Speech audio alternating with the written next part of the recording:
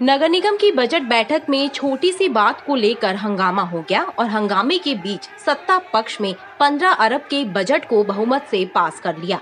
Budget की बैठक समाप्त हो गई, लेकिन सत्ता पक्ष पर मनमानी का आरोप लगाते हुए कांग्रेस पार्षद दल सदन के गर्भगृह में धरने पर बैठ गया। कांग्रेस पार्षद दल ने आरोप लगाया कि बजट पर बिना सार्थक चर्चा पूर्ण हुए बजट को बहुमत का दुरुपयोग करते हुए पास कर लिया गया है। जनहित में कांग्रेस पार्षद दल के सुझाव भी शामिल नहीं किए गए।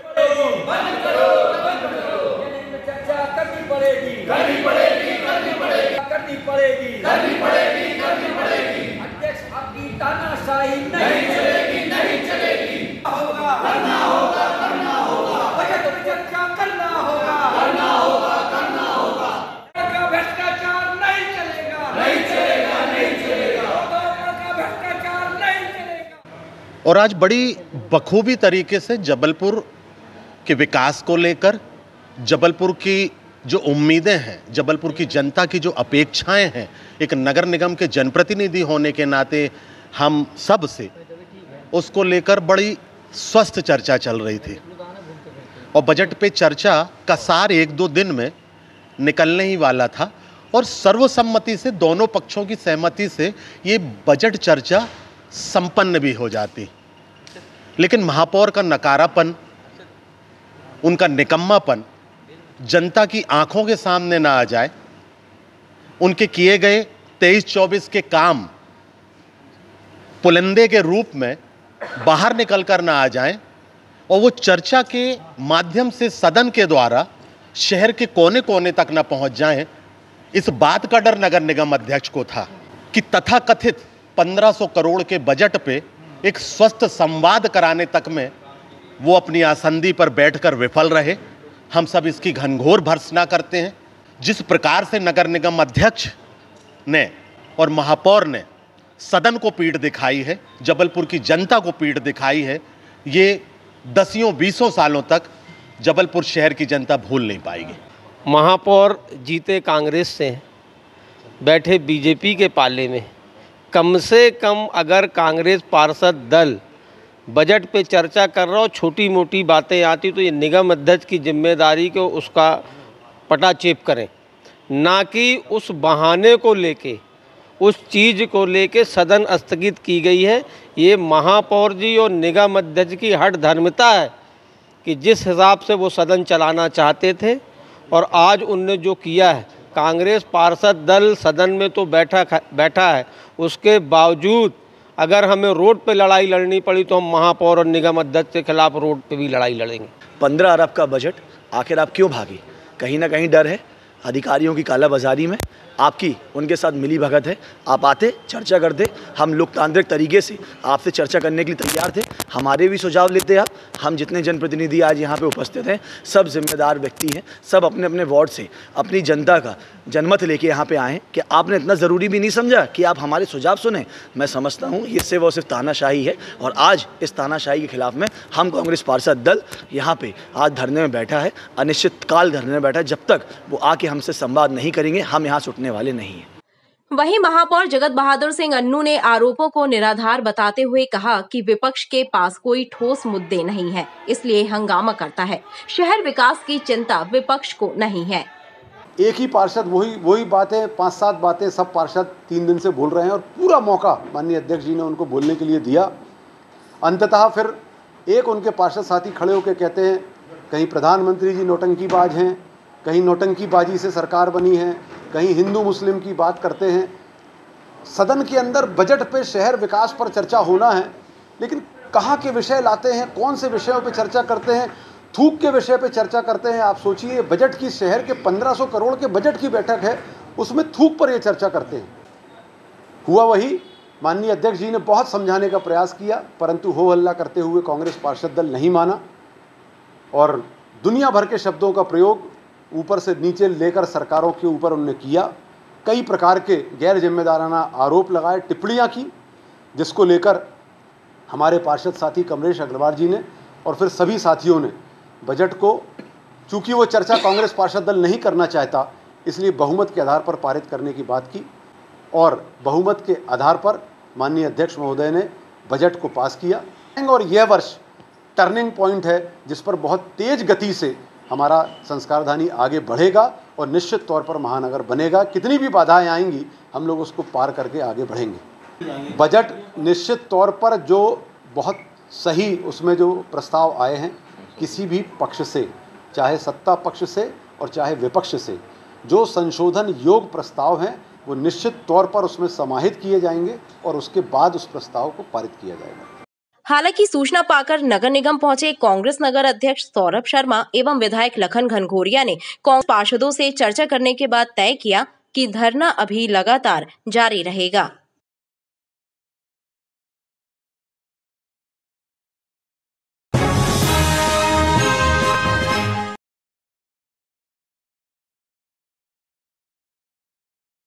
क्योंकि सत्ता सदस्यों को तो पता होगा बजट में क्या हुआ है। नगर निगम की बजट बैठक में टेलीकॉम फैक्ट्री की बेशकीमती जमीन को बचाने की आवाज भी सुनाई दी। नेता प्रतिपक्ष अमरीश मिश्रा ने मांग की कि टेलीकॉम फैक्ट्री की 70 एकड़ भूमि पर स्टेडियम और उद्यान बनाया जाए ताकि हरे भरे पेड़ों को काटना ना पड़े।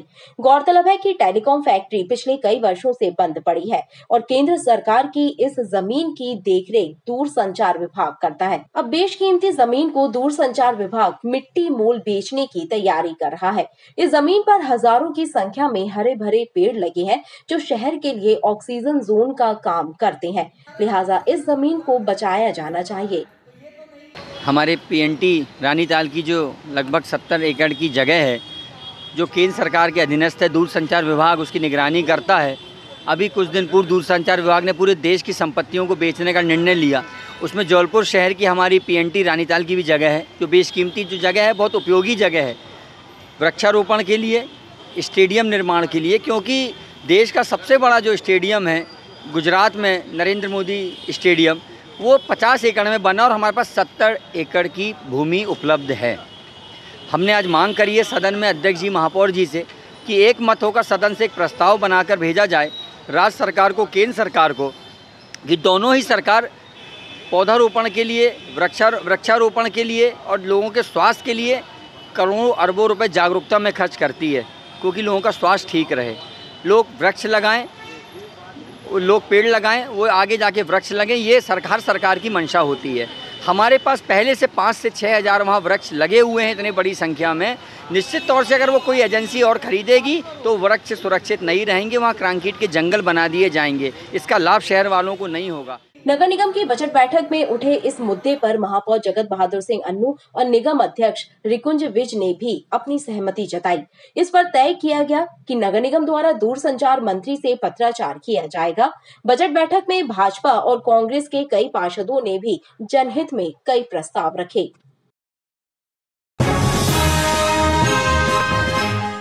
जबलपुर के सदर रामलीला मैदान में मुख्यमंत्री कन्यादान योजना के तहत सामूहिक विवाह एवं निकाह का आयोजन हुआ, जिसमें 72 विवाह एवं 2 निकाह कराए गए। नगर निगम द्वारा आयोजित इस कार्यक्रम की संपूर्ण जवाबदारी पूरी करते हुए वैवाहिक जोड़ों को सरकार की मंशा के अनुरूप 49,000 रुपयों का चेक एवं गृहस्थी का सामान दिया गया। महापौर जगत बहादुर सिंह अन्नू ने कार्यक्रम का उद्घाटन किया। वेद मंत्रों के साथ विवाह संपन्न कराए गए। जो भी यहाँ उपस्थित साक्षी बनेंगे, गवाह बनेंगे और नवागत जोड़ों को आशीर्वाद प्रदान करते हुए उनके अपने नए जीवन के सपने ये मुख्यमंत्री कन्या विवाह निकाह योजना के तहत जबलपुर में अभी 74 जोड़ों की एंट्री हो गई है, जिसमें से 72 जोड़ों का विवाह एवं 2 जोड़ों का निकाह होना। देखिए, शासन की तरफ से इनको 49,000 का चेक दिया जाएगा। इसके अतिरिक्त नगर निगम इनका खाना यहाँ से करवाएंगे और बाकी व्यवस्थाएं पंडित जी को बुला के इनके विवाह की व्यवस्था कराई गई। देखिए, रजिस्ट्रेशन जिले में सभी जगह से हुआ है। कुछ ग्रामीण क्षेत्र के भी जोड़े हैं जिनके वर यहाँ जबलपुर के हैं या वधू जबलपुर की है, तो उनके जोड़े भी आए हैं। पाटन के, सिहोरा के, कुछ बाहर के भी जोड़े हैं। लेकिन इस आयोजन में हितग्राहियों को, पंडितों और मौलवियों को 2100 रुपए अपने पास से देने पड़े, जो चर्चा का विषय बने हुए हैं। एक महिला पार्षद ने इस मामले की शिकायत नगर निगम के सदन में भी की। मुख्यमंत्री कन्या विवाह निकाह योजना है, उसमें जो आयोजन हो रहा है वो सब मध्य प्रदेश शासन पूरा खर्चा उठाता है। लेकिन इस बार हमारे वार्ड में वर वधू कि घर वालों के पास नगर निगम के लिपिक अधिकारी आए, उन्होंने बोला कि 2100 रुपये नजराना मतलब मौलवी साहब का वो वर वधू के माता पिता देंगे। तो वही मेरा ऑब्जेक्शन था, मैंने वही बात सदन में उठाई कि इससे पहले और भी विवाह हुए हैं तो उसमें तो नगर निगम पूरा खर्चा उठाता है, तो इस बार ऐसा क्यों हुआ है। मुझे इस पर आपत्ति थी कि भाई जब खर्चा पूरा उठा रहे तो दक्षिणा और नजराना भी नगर निगम को देना चाहिए। भाई वो गरीब जनता है, वो नगर निगम के पास आई क्यों है, मदद के लिए आई तो पूरी मदद, आधी अधूरी मदद करने से क्या मतलब। नहीं लिखवा ले उनको, मतलब नोटिस वो दे के गए हैं, बता के गए हैं, ये सूचना दे के गए कि मतलब नजराना वो माता पिता दें उनके, नगर निगम की तरफ से नहीं होगा। पैसे तो मैंने नहीं दिया हूँ, वो मैंने 3100 रुपये फॉर्म के फॉर्मेलिटी के हिसाब से दिया था। वो मेरा समाज है, मैं चक्रवर्ती हूँ, उन्होंने मुझे इस चक्रवर्ती समाज के लिए बहुत कुछ किया है। उन्होंने बर्तन दिए हैं, 5 जोड़ी बर्तन, बिछिया, कंगन, मतलब 6-7 गहने मिलाकर ऐसा कुछ सामान दिए हैं समाज के लिए।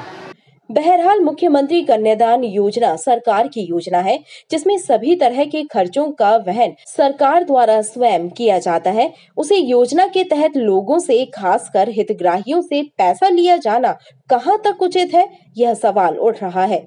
लेकिन योजना से संबंधित अधिकारी इस पर कुछ भी बोलने से बच रहे हैं। शहर की सड़कों पर घूमने वाले गौवंशों के कारण हो रही दुर्घटनाओं के मद्देनजर कलेक्टर दीपक सक्सेना ने संबंधित अधिकारियों को गौशाला का निरीक्षण करने के निर्देश दिए हैं और वहां की व्यवस्थाओं को दुरुस्त करने पर जोर दिया है ताकि सड़क पर यहाँ वहाँ घूम रहे गौवंशों को शासकीय गौशालाओं में रखा जा सके। कलेक्टर दीपक सक्सेना ने बताया कि ग्रामीण क्षेत्रों में स्थित कई गौशालाओं की जांच पूरी हो चुकी है और शहरी इलाकों में स्थित गौशालाओं का भी निरीक्षण कर व्यवस्थाओं को दुरुस्त किया जाएगा और गौवंशों को वहां पर रखा जाएगा। और गौशालाओं के संबंध में अभी 1-2 समाचार पत्रों में कुछ खबरें प्रकाशित हुई थी, उसका हमने संज्ञान लिया है और ग्रामीण क्षेत्र की सारी गौशालाओं के बारे में और शहरी क्षेत्र की सारी गौशालाओं के बारे में इंस्पेक्शन करके व्यवस्थाओं को दुरुस्त करने के निर्देश जो है सभी अधिकारियों को दिए हैं। ग्रामीण क्षेत्र में चालू हो गया है। अभी शहरी क्षेत्र में भी कल जिस तिलवारा घाट की गौशाला के बारे में खबर आई थी उसका भी निरीक्षण करा लिया, व्यवस्थाओं को दुरुस्त कर रहे हैं। लंपी वायरस के मामले तो फिलहाल नहीं है? नहीं, लंपी वायरस के बारे में मैंने एक अखबार में खबर छपी थी, उसके बारे में जांच कराई थी और जो पशुपालन विभाग के अधिकारियों ने जांच दी है उसके मुताबिक लंपी वायरस के कोई केस अभी नहीं है। वहीं लंपी वायरस फैलने की खबर का कलेक्टर ने खंडन किया है। उन्होंने बताया कि पशु चिकित्सकों के द्वारा जांच की गई थी जिसके बाद स्पष्ट हुआ कि लंपी वायरस से फिलहाल कोई भी गाय ग्रसित नहीं है। जबलपुर के रानी दुर्गावती विश्वविद्यालय में 18 जुलाई से 20 जुलाई तक नैक की टीम दौरा करेगी। नैक टीम के 17 जुलाई के शाम जबलपुर आने की संभावना है। नैक टीम के निरीक्षण को लेकर विश्वविद्यालय प्रबंधन युद्ध स्तर पर तैयारी में जुटा है।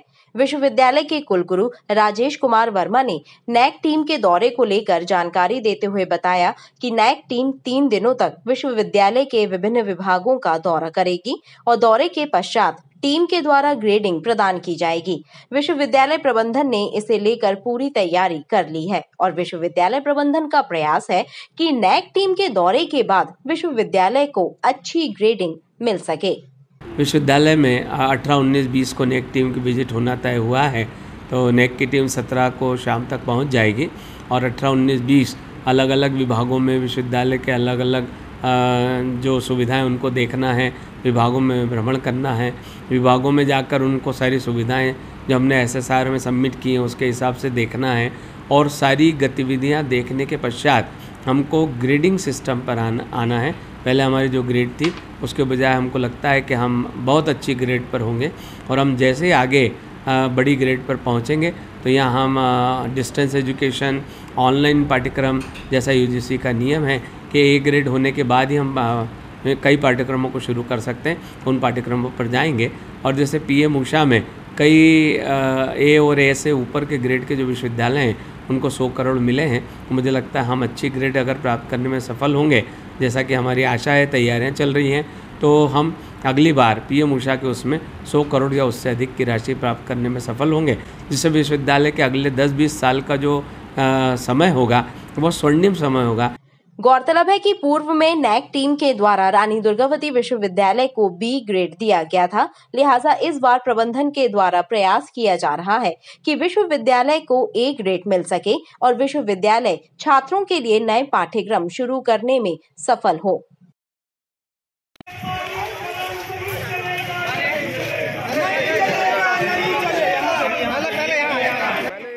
निजी स्कूलों की मनमानी के खिलाफ अभिभावक भी सड़क पर उतर आए हैं। अभिभावक संघ के बैनर तले रांची स्थित सेंट ग्रेबियल और सेंट जोसेफ सहित अन्य निजी स्कूलों की मनमानी के खिलाफ पेरेंट्स ने विरोध प्रदर्शन किया और स्कूल में तालाबंदी का भी प्रयास किया। इस दौरान अभिभावकों ने जमकर नारेबाजी की। देखिए आज हम सब अभी इसके बाद में भी ग्लोबल स्कूल सिखाएंगे, इसके बाद में भी ग्लोबल स्कूल सिखाएंगे, एमपीएस स्कूल भी जाएंगे।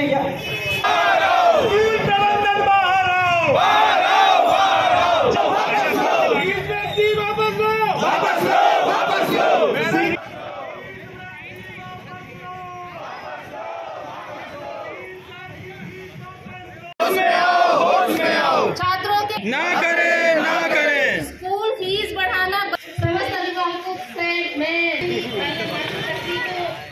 पेरेंट्स एसोसिएशन के सदस्यों ने बताया कि निजी स्कूलों द्वारा की जा रही मनमानी से अभिभावकों में रोष व्याप्त है और उसी का नतीजा है कि सभी अभिभावक सड़क पर उतरकर विरोध प्रदर्शन के माध्यम से अपना आक्रोश व्यक्त कर रहे हैं एवं उनका विरोध प्रदर्शन जारी रहेगा। इसके जरिए सभी पेरेंट्स को जागरूक किया जा रहा है। यह अभिभावकों की लड़ाई है और अभिभावक इतना प्रताड़ित और मजबूर हो गया है क्योंकि जो मनमानी स्कूलों की, प्राइवेट स्कूलों की चल रही है और मिशनरी स्कूलों की एक नर्सरी क्लास का भी बच्चा है तो उसका फीस स्ट्रक्चर 3500 रुपये से 4000 उसकी पर मंथ की फीस है। उसके बाद डोनेशन अलग, बुक्स का अलग और हर तरह के खर्चे। मतलब स्कूल प्रशासन यह उसने फैसला कर लिया है कि किस तरह हम अभिभावकों को लूटें और नोचें। तो इसके विरोध में अब अभिभावक जाग चुका है और यह लड़ाई लड़ने वह स्वयं सड़क पर उतरा है। और सड़क पर कोई उतर के आता है तो आप समझ सकते हैं कि समस्या कितनी विकराल है। लेकिन पेरेंट्स एसोसिएशन जबलपुर मध्य प्रदेश के माध्यम से पेरेंट्स अपनी आवाज़ यहाँ रखने आए हैं और यदि शासन प्रशासन कुछ ही दिनों में इस आंदोलन के जरिए जागता है तो ठीक है, नहीं तो सभी पेरेंट्स एक होकर उग्र आंदोलन भी करेंगे क्योंकि वह अपने बच्चों के भविष्य के लिए किसी भी प्रकार का खिलवाड़ अब बर्दाश्त नहीं करेंगे। आज हम सभी अभिभावक जो भी हैं यहाँ एकत्रित हुए हैं और अभी महिलाओं की संख्या आपको कम लग रही होगी, लेकिन आने वाले समय में हमारा महिला मोर्चा भी आगे बढ़ेगा और मैं सभी महिलाओं से अपील करूंगी कि वो घर में बैठ के सिर्फ ये ना सोचे कि फीस वृद्धि के लिए और पेरेंट्स जा रहे हैं और उसका फायदा हमें मिलेगा। मुझे लगता है उन्हें आगे आना चाहिए और जो यानी न्यूनतम चार्जेस है ना, और जो गरीब वर्ग है जो बड़े स्कूलों का सपना देखता है कि हमारे बच्चे बड़े स्कूलों में पढ़े लेकिन वो पढ़ा नहीं पा रहे, तो ऐसा कुछ प्रयोजन होना चाहिए कि सभी वर्ग के लोग शिक्षित हो सके। हमारा उद्देश्य ये है कि सभी वर्ग के लोग शिक्षित हो सके, ऐसा न्यूनतम फीस रहना चाहिए। अभिभावक संघ के द्वारा किए गए विरोध के दौरान निजी स्कूलों के बाहर पुलिस बल भी तैनात रहा।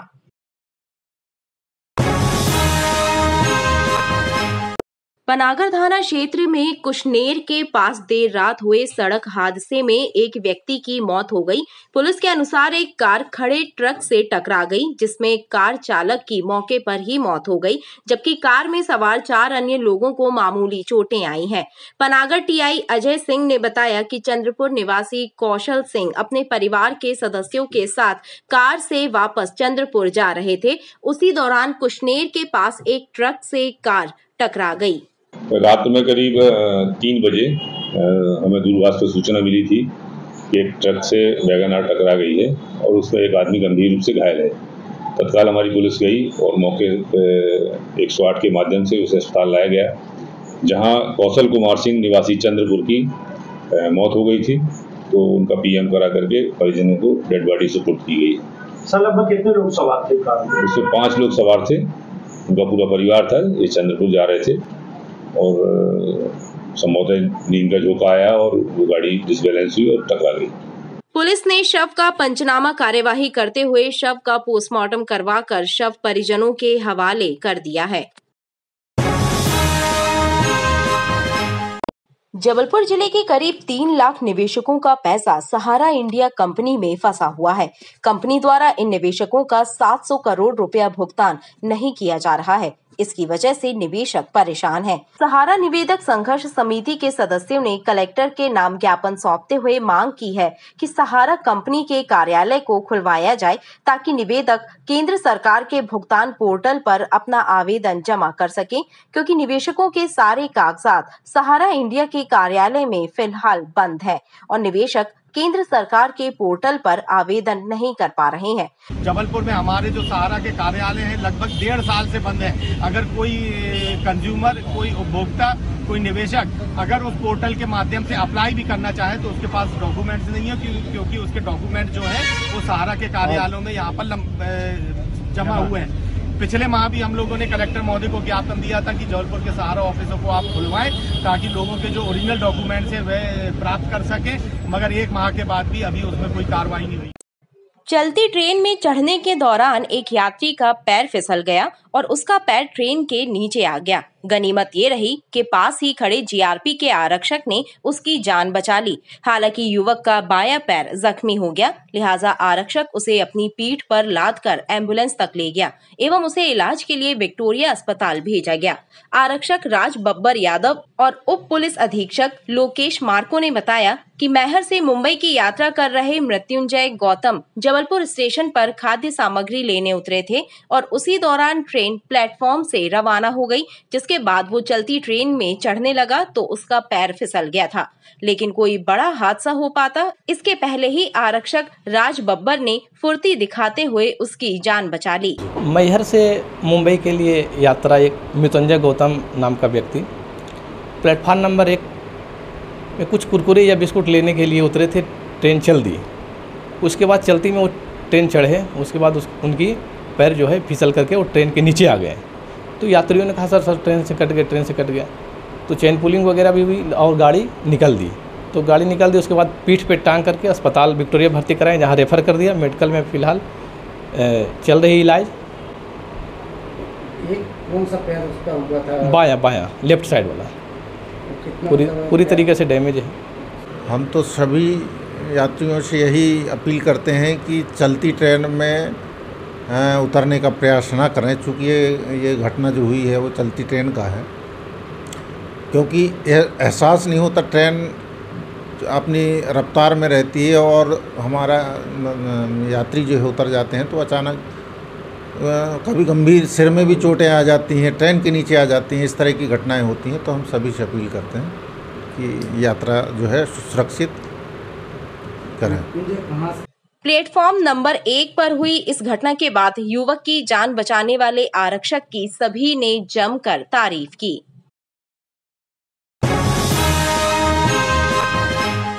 कैंट विधानसभा के विधायक अशोक रुहानी ने सोमवार को शासकीय अस्पताल रांची का औचक निरीक्षण किया। इस दौरान उन्होंने अस्पताल की ओपीडी सहित अन्य विभागों में जाकर मरीजों को मिलने वाली सुविधाओं की जानकारी हासिल की। इस दौरान उन्होंने अस्पताल में इलाज के लिए आए मरीजों से चर्चा की। मरीजों ने विधायक को जानकारी दी कि ओपीडी से डॉक्टर अनुपस्थित हैं, जिसे लेकर विधायक बिफर गए और उन्होंने तत्काल सीएमएचओ से फोन पर चर्चा कर अनुपस्थित डॉक्टरों के विरुद्ध कार्यवाही करने के निर्देश दिए। और मरीजों का हालचाल जाना, उनको कोई असुविधा तो नहीं हो रही है, उसके बारे में उनसे जानकारी ली। जहां कुछ डॉक्टर बिना किसी सूचना के अनुपस्थित पाए गए, जिनके लिए डॉक्टर संजय मिश्रा सीएमएचओ से हमने बात की और उन पर तुरंत कारण बताओ नोटिस के माध्यम से उन पर कार्रवाई होगी। नर्सिंग स्टाफ पूरा पाया गया, अन्य कर्मचारी पूरे पाए गए, साफ सफाई व्यवस्था सही पाई गई। लेकिन जो डॉक्टर अनुपस्थित हैं और जो कमियां हैं उनको पूरा करने के लिए हम डॉक्टर संजय मिश्रा सीएमएचओ और ऊपर हम बात करेंगे और इसको जो हॉस्पिटल सर्व सुविधा युक्त बनाने का जो संकल्प है उसको हम पूरा करेंगे। इसके पहले विधायक अशोक रुहानी ने रांची के नवनिर्मित तहसील व एसडीएम कार्यालय भवन का भी निरीक्षण किया। उन्होंने अधिकारियों को समय पर भवन निर्माण गुणवत्ता के साथ पूर्ण करने के निर्देश दिए। उन्होंने कहा कि नवनिर्मित तहसील और एसडीएम कार्यालय बन जाने से जनता को सुविधा मिलेगी और उन्हें राजस्व संबंधी कार्यों और योजनाओं का लाभ लेने के लिए लंबी दूरी तय नहीं करना पड़ेगी।